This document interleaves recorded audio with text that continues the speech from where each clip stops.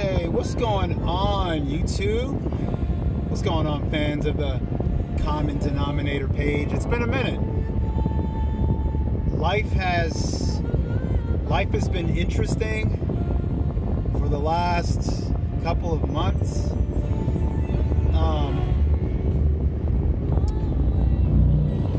Right now, I'm just driving. I'm on the freeway. Had to take care of some business out in LA. Guys, I want to talk to you about just kind of something I've had on my mind. I have a lot of things on my mind.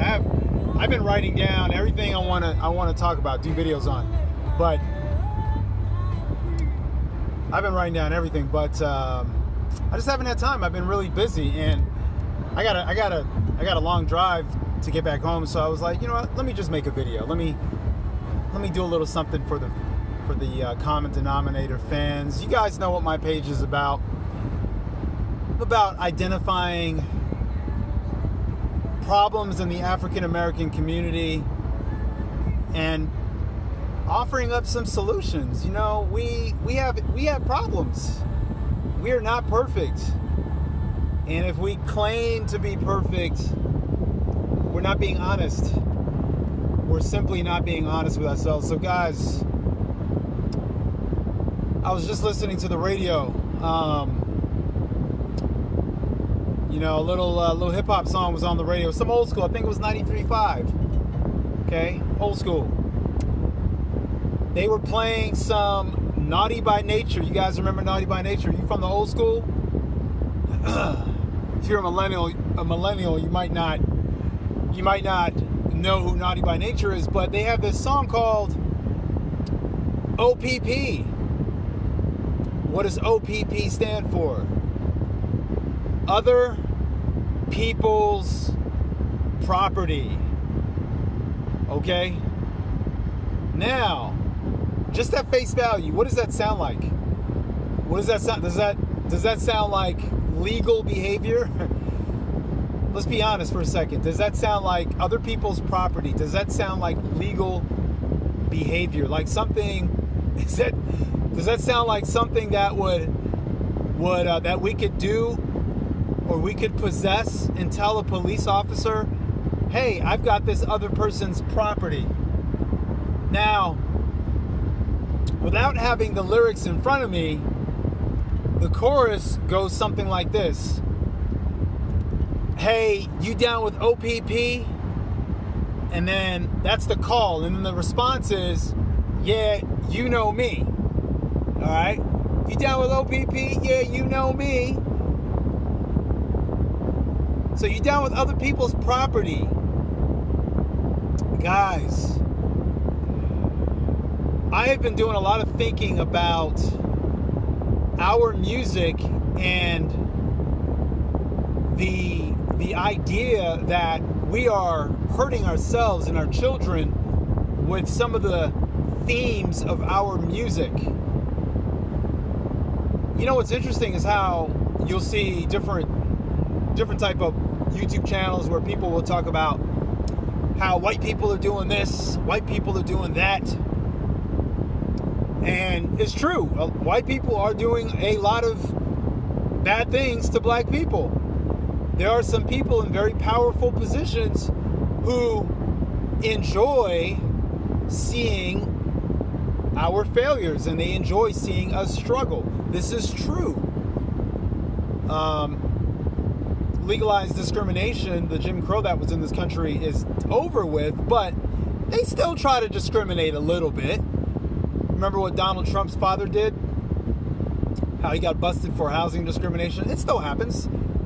There's still racist police officers. There's still people out there who don't like us.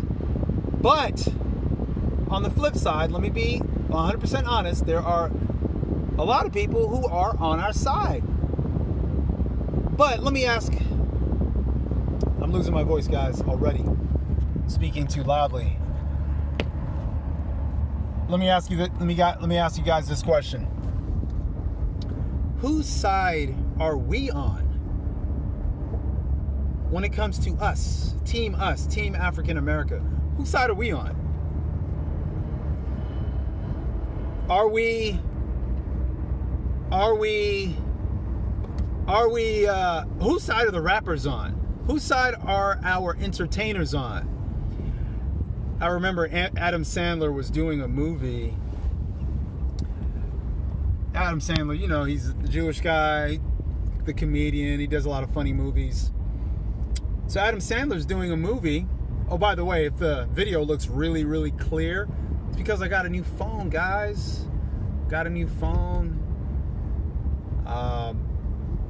Anyway, so he was doing a movie and he had some American Indians in there, some native Indians. Some of the lines, some of the actual lines in the script were very offensive jokes about Native American Indians. What did the Native American Indians who were cast to be in this movie, what did they do as a response?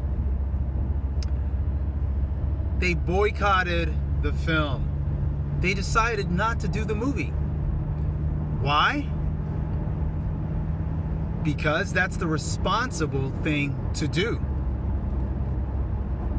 Why would you do something that hurts the image of your people? Why would you do something that allows other people to laugh at your group, your ethnicity, or your culture? I support these Native Americans. And if it sounds like I'm talking funny, it's because I'm being a little sarcastic right now, because we do things that hurt ourselves, that hurt us as a group for money. We're too easily bought, guys. We're too easily bought. There's a video circulating on Instagram. Maybe some of you have seen it. If you follow some of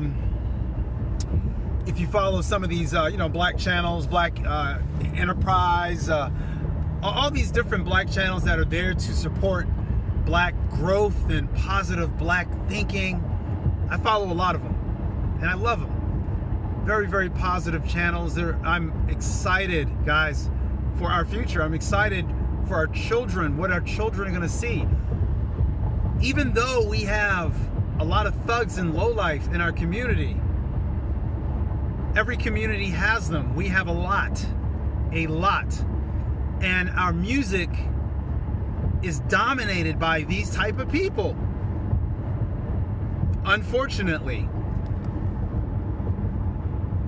But, so let me go back. I was digressing. Let me go back to this video. I was watching this video,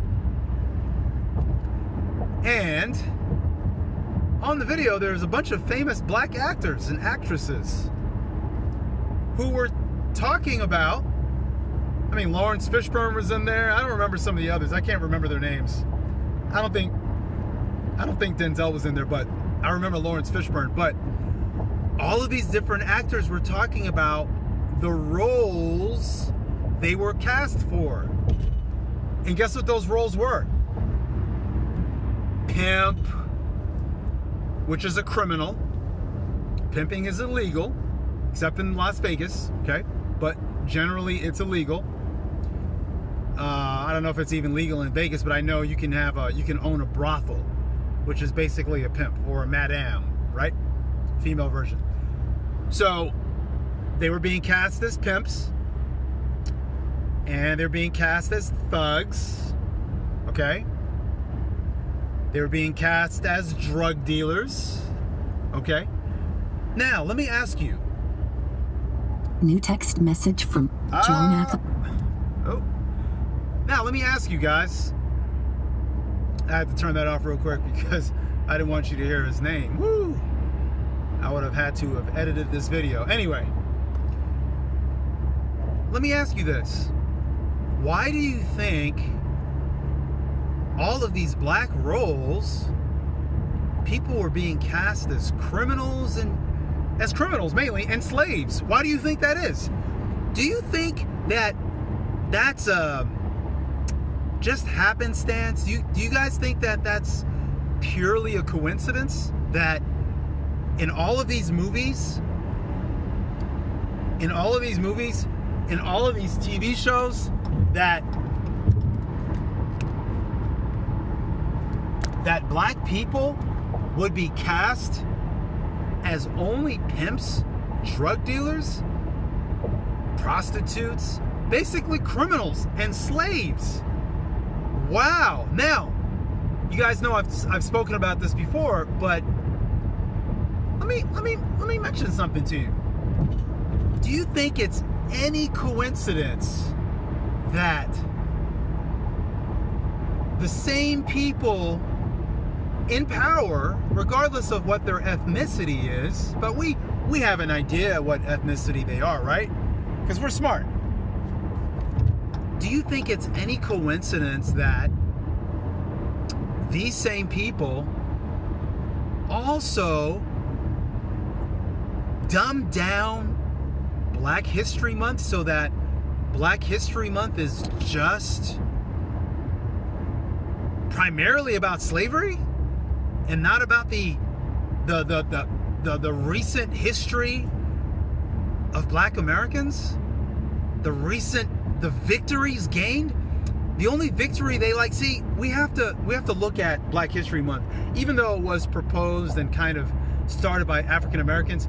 The educational system, which is run and controlled by white people, they use it in a propagandistic way. They use it as a tool of oppression. They use it as a tool of, they use it as mental handcuffs, guys. Just like the movies. Just like the movies. What they do is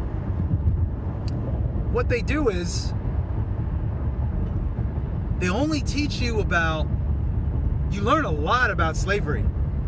Have you noticed in schools where white teachers are getting in trouble for doing mock slave auctions and very offensive and harmful, very, very harmful classroom activities to Black American kids? Have you noticed that? How that's been in the news? These are teachers, okay? These are teachers who have been raised in a racist system. And from what I've read and from what I understand, most children start to self-segregate, especially the white kids, okay? The white and black kids mainly start to self-segregate after learning about Black history and slavery. Now, we're thinking people, why do you think that is? Why do you think white kids and black kids self-segregate after learning about slavery? Anybody want to take a guess? Black History Month, the movies, that the roles we were being portrayed in before, plus the music that we're making right now, all have a synergistic effect. This means when they come together, they produce something greater. They have an effect on the psyches of black kids. Why do you think it's so difficult? Why do you think black people actually think, why do you think it's so cool to be a thug? Why do you think it's so cool to be a pimp and to write songs about being a pimp? Rappers, why do you think it's so cool to be a drug dealer? Why? It's not, these aren't normal jobs. This is criminal activity. Why do you think it's so cool for people to talk about jail and to talk about street cred? These are abnormal behaviors, guys. Think about it. Guys. Now, I digressed. I gave you a little bit of foundation, and I'm going right back to the topic, guys. We are hurting ourselves with music.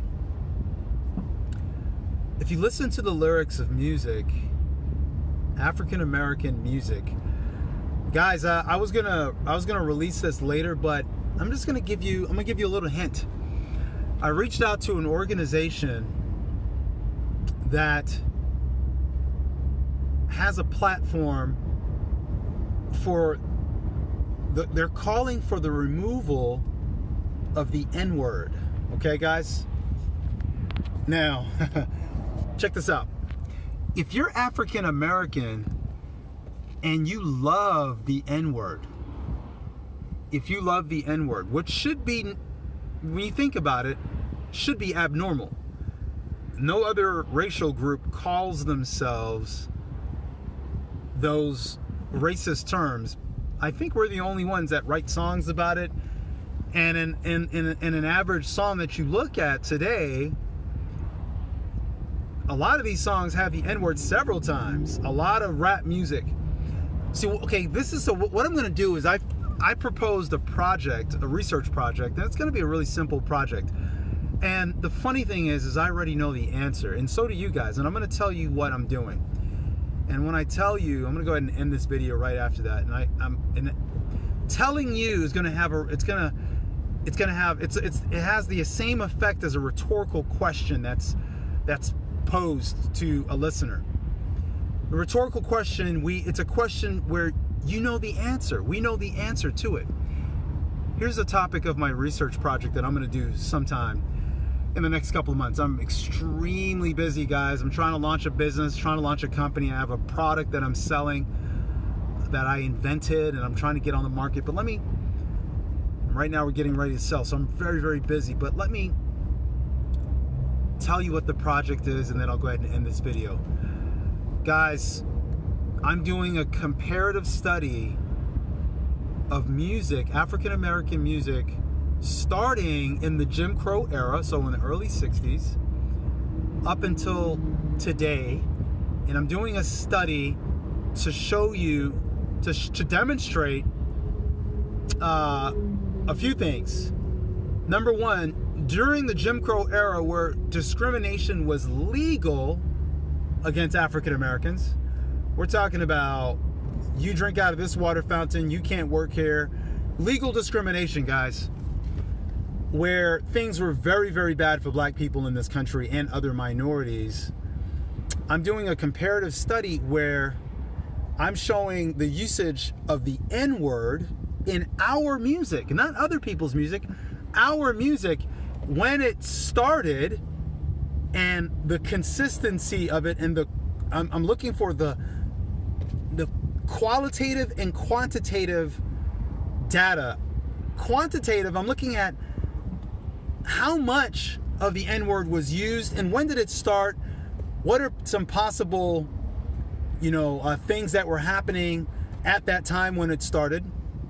Now, and now, and then I'm going to travel up until now, and I'm going to show what my goal, and you already know the answer. If I ask you this question, when was the N-word used the most in African American music? If you ever listen to the oldies, you ever listen to old Motown, listen to jazz vocals, okay? Just think about it. Everybody knows the answer to this. This isn't rocket science, but what I'm doing is I'm demonstrating that things progressively got worse after Jim Crow. We're not trying to prove that Jim Crow was better, because it obviously wasn't, but there were some things that were different at that time. Okay? And all you have to do is listen to an oldie station, listen to enough African American music, and qualitatively, looking at the quality of the music, I'm also going to compare references to crime, references to I'm going to talk about profanity. We're going to look at that, because all of these are indicators, guys. Indicators. They're the pulse on the neck of African American society, and society as a whole. But mainly, we're looking at our group, guys. What do you think the answer to my study is? What do you think? And I'm going to have this study published. What do you think the answer to the study is? Were we using the N-word more back in the 60s during Jim Crow, or post Jim Crow now? Even in the age of Obama, okay, we can call this the age of Obama, the post-Obama era. Are we using the N-word now? Okay, we're going to look at that, and I want you to just Give me your thoughts, initial thoughts, okay? I want to hear what you've got to say. Maybe I'll include it in my research. Anyway, guys, we have to be responsible for our actions. Our actions.